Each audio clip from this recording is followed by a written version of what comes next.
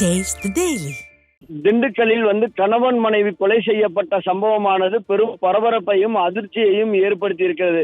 குறிப்பாக இந்த நிர்வாகத்திறனற்ற ஸ்டாலின் ஆட்சியில் தினந்தோறும் தமிழகத்தில் மக்கள் நிம்மதியாக இருக்கக்கூடிய சூழ்நிலையானது இல்லாத சூழ்நிலையே உருவாகி இருக்கிறது. இதன் அடிப்படையில் திண்டுக்கல்லில் கடந்த 2024 மே மாதம் திமுகவை சேர்ந்த யாகப்பன் என்பவர் யாகப்பன்பட்டியை சேர்ந்த மாயாண்டி என்பவர் கொலை செய்யப்பட்டார். இந்த கொலை வழக்கில் சிறுவர் உட்பட 7 நபர்கள் கைது செய்யப்பட்டு சிறையில் அடைக்கப்பட்ட நிலையில் இதில் முதல் குற்றவாளியாக சேசுராஜ் என்பவர் உயர்நீதிமன்ற பிணையத்தில் தற்போது வெளியே வந்துள்ளார்.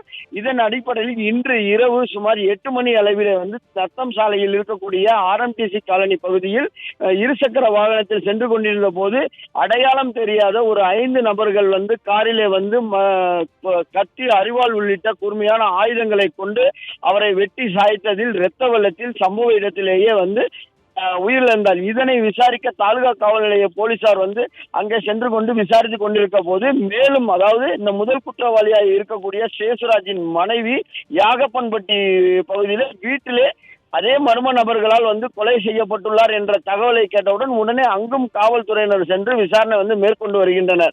குறிப்பாக இந்த நிர்வாகத்திறனற்ற ஸ்டாலின் ஆட்சியிலே திமுக பிரமுகர் கொலை செய்யப்பட்ட வழக்கில் பழிக்கு பழி வாங்கக்கூடிய நடவடிக்கையாக அந்த கொலை குற்றத்திலே இருக்கக்கூடிய முதல் குற்றவாளியான சேசுராஜ் மற்றும் அவரது மனைவி தீபிகா என்பவரும் கொலை செய்யப்பட்ட சம்பவம் இந்த திண்டுக்கல் பகுதியில் பெரும் பரபரப்பையும் அதிர்ச்சியையும் ஏற்படுத்தி இருக்கிறது.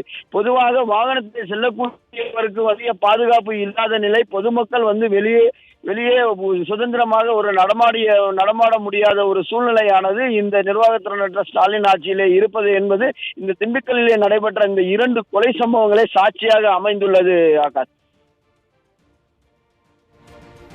விவரங்களுக்கு நன்றி பழனி முத்துக்குமார்.